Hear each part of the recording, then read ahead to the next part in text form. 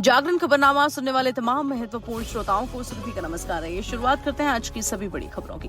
Putin ने की 3 दिन के युद्ध विराम की घोषणा। रूस और यूक्रेन के बीच जारी युद्ध के दौरान रूसी राष्ट्रपति व्लादिमीर पुतिन ने सोमवार को एक बड़ा ऐलान किया। रूस के राष्ट्रपति पुतिन ने विक्ट्री डे 9 मई के मौके पर 8 मई की मध्यरात्रि से 11 मई की मध्यरात्रि तक 3 दिन के सीज फायर की घोषणा की है। वहीं रूसी राष्ट्रपति ने यूक्रेन से भी ऐसा करने की उम्मीद जाहिर की है। रूस इस खास मौके पर कुल 72 घंटों के लिए अपनी तरफ से कोई हमला कीव पर नहीं करेगा। इस संबंध में क्रेमलिन की ओर से सोमवार दोपहर एक बयान भी जारी किया गया। दरअसल क्रेमलिन द्वारा सोमवार को जारी एक बयान में कहा गया कि इस अवधि के लिए सभी सैन्य कार्रवाइयां निलंबित कर दी गई हैं। रूस का मानना है कि यूक्रेनी पक्ष को भी इस उदाहरण का अनुसरण करना चाहिए। यूक्रेनी पक्ष द्वारा संघर्ष विराम उल्लंघन के मामले में रूसी सशस्त्र बल पर्याप्त और प्रभावी प्रतिक्रिया प्रदान करेंगे। इस बयान में कहा गया है कि रूसी पक्ष एक बार फिर बिना किसी पूर्व शर्त के शांति वार्ता के लिए अपनी तत्परता की घोषणा करता है, जिसका उद्देश्य यूक्रेनी संकट के मूल कारणों को समाप्त करना और अंतर्राष्ट्रीय भागीदारों के साथ रचनात्मक बातचीत करना है। आपको बता दें कि मॉस्को के रेड स्क्वायर पर समारोह महान देशभक्तिपूर्ण युद्ध में रूस की जीत की 80वीं वर्षगांठ का प्रतीक होगा। वहीं पहलगाम हमले के बाद जम्मू कश्मीर में ट्रैकिंग पर रोक, पर्यटकों के लिए जारी हुई एडवाइजरी। पर्यटकों के लिए एक सूचना है कि यदि वे घाटी घूमने आ रहे हैं तो वह फिलहाल मुख्य पर्यटन स्थलों पर ही प्राकृतिक नजारों का आनंद लें और ट्रैकिंग के लिए पहाड़ों का या उन पर स्थित पर्यटन स्थलों का रुख न करें, क्योंकि बैसरन में हुए आतंकी घटना के बाद से प्रशासन ने ट्रैकिंग पर प्रतिबंध लगा दिया है। एक प्रशासनिक अधिकारी ने इसकी पुष्टि की है और पुष्टि करते हुए कहा है कि आदेश पूरे जम्मू और कश्मीर के लिए है। उन्होंने कहा कि हाल ही में पहलगाम के बाइसन में घटी आतंकी घटना के चलते यह कदम उठाया गया है।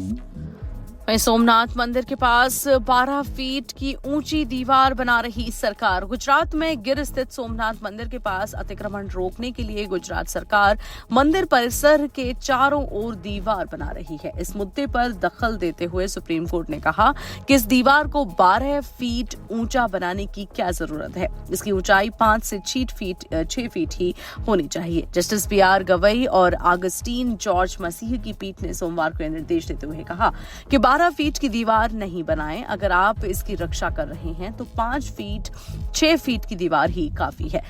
गुजरात का प्रतिनिधित्व कर रहे सॉलिसिटर जनरल तुषार मेहता ने याचिकाकर्ता के दावों का विरोध करते हुए कहा कि अधिकारी हमेशा परिसर की दीवार बनाकर सरकारी जमीन की रक्षा कर सकते हैं। याचिका दायर करने वाले व्यक्ति ने 12 फीट की दीवार को लेकर मौखिक दावा किया है। उसका कहना है कि यह दीवार इसलिए बनाई जा रही है ताकि कोई अंदर नहीं घुस सके। वहीं पहलगाम हमले के बाद विशेषज्ञों ने बताया क्या करना चाहिए भारत को, जिससे घुटनों पर आ सकता है पड़ोसी मुल्क। पाकिस्तान एक देश है, लेकिन इसकी पहचान के साथ बहुत सी ऐसी चीजें जुड़ गई हैं जो किसी भी देश के लिए चिंता की बात होनी चाहिए, जैसे कि असफल देश, आतंक की नर्सरी, ढहती अर्थव्यवस्था वाला देश जो पुराने कर्ज की किश्तों को भरने के लिए नए कर्ज का जुगाड़ करता है। वैश्विक स्तर पर पाकिस्तान की कुल यही पहचान है। हिंदू और मुसलमान एक अलग कौम है और मुसलमानों का एक अलग देश होना चाहिए। इसी बुनियाद पर हिंदुस्तान से अलग होकर पाकिस्तान बना। हालांकि 1971 में बांग्लादेश बनने, बलूचिस्तान में आजादी की जंग और सिंध का राष्ट्रवाद इस बुनियाद को खारिज करते हैं, लेकिन पाकिस्तान के नेता और सैन्य अधिकारी आज भी हिंदू और भारत विरोध को ढाल बनाकर ही अपनी सत्ता मजबूत करते हैं। भारत से 3 युद्ध हारने के बाद पाकिस्तान ने कश्मीर हासिल करने के लिए आतंकवाद का सहारा लिया और भारत के खिलाफ अप्रत्यक्ष युद्ध छेड़ दिया।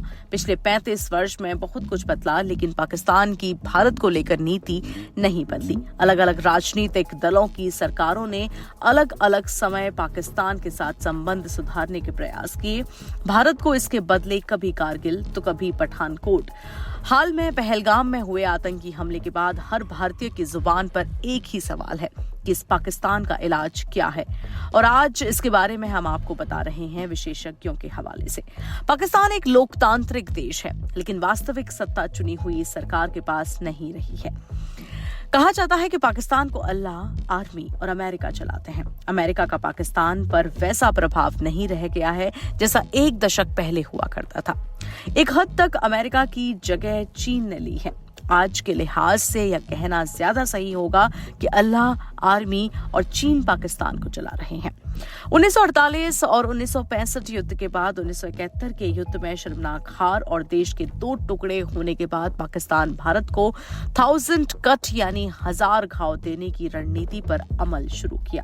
पाकिस्तान ने 20वीं सदी के 8वें दशक में पंजाब में खालिस्तानी अलगाववाद को हवा दी और सदी के अंतिम दशक में राज्य की नीति के तौर पर कश्मीर में आतंकवाद का दौर शुरू किया। तत्कालीन वैश्विक व्यवस्था भी उस समय पाकिस्तान के अनुकूल थी। सोवियत संघ के विघटन के बाद अमेरिका एकमात्र महाशक्ति था। उसी समय भारत कमजोर अर्थव्यवस्था और राजनीतिक अस्थिरता के दौर से गुजर रहा था।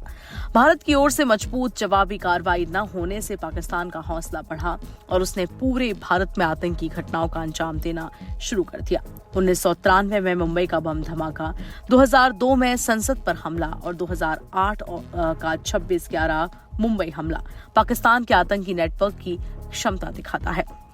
भाषा और अंतर्राष्ट्रीय समुदाय के प्रयोग आतंकवाद का जवाब देने और उसे रोकने के लिए राजनयिक, आर्थिक, रणनीतिक और कानूनी जैसे कई विकल्प मौजूद हैं। सबसे पहले भारत को पाकिस्तान के प्रति वैश्विक स्तर पर कूटनीतिक अलगाव की नीति अपनानी चाहिए, जिससे पाकिस्तान को अलग थलग किया जा सके।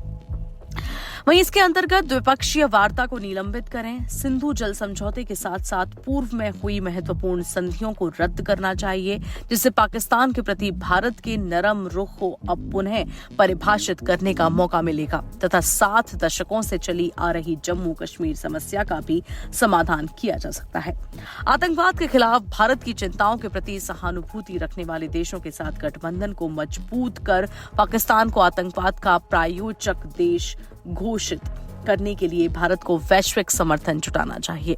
अंतर्राष्ट्रीय राय को अपने पक्ष में करके भारत संयुक्त राष्ट्र, G20 और FTF वित्तीय कार्रवाई कार्यबल जैसे मंचों पर प्रॉक्सी आतंकवाद के लिए पाकिस्तान के कथित समर्थन को उजागर करने के लिए सहयोगियों के साथ काम कर सकता है तथा निरंतर या बढ़े हुए प्रतिबंधों और निगरानी के लिए दबाव भी डाल सकता है।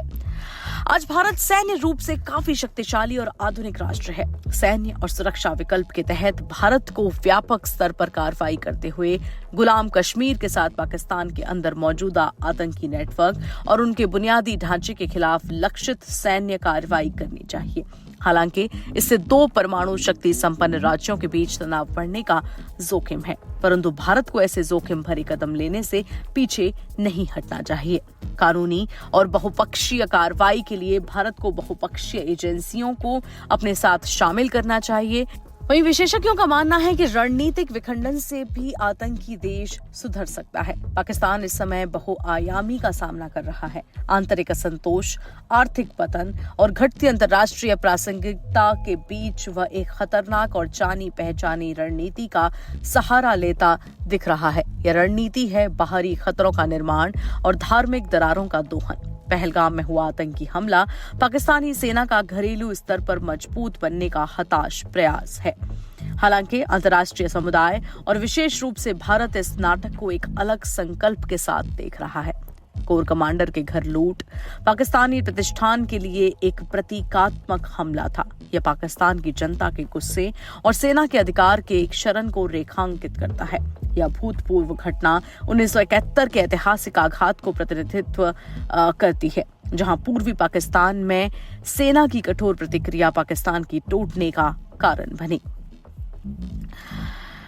विशेषज्ञ ने कहा कि पाकिस्तान के लिए स्थिर पड़ोसी का विचार छोड़कर रणनीतिक विखंडन के जरिए क्षेत्रीय परिदृश्य को नया आकार देना समय की जरूरत है। सिंह बलूचिस्तान अपने स्तर पर प्रयास कर रहे हैं। भारत को इनकी मदद करनी चाहिए। DPK Pillai, research fellow, ITSA का ये कहना है। आप सुन रहे थे जागरण पॉडकास्ट का खबरनामा। फिर मुलाकात होगी ऐसी ही बड़ी खबरों के साथ। तब तक के लिए सुनते रहिए जागरण पॉडकास्ट। यहाँ प्रदर्शित सभी खबरें दैनिक जागरण के ई-पोर्टल से ली जाती हैं। इन खबरों को विस्तार से पढ़ने और समझने के लिए आप विजिट कर सकते हैं हमारा ई-पोर्टल। अपने ब्राउजर पर जाएं और टाइप करें www.jagran.com।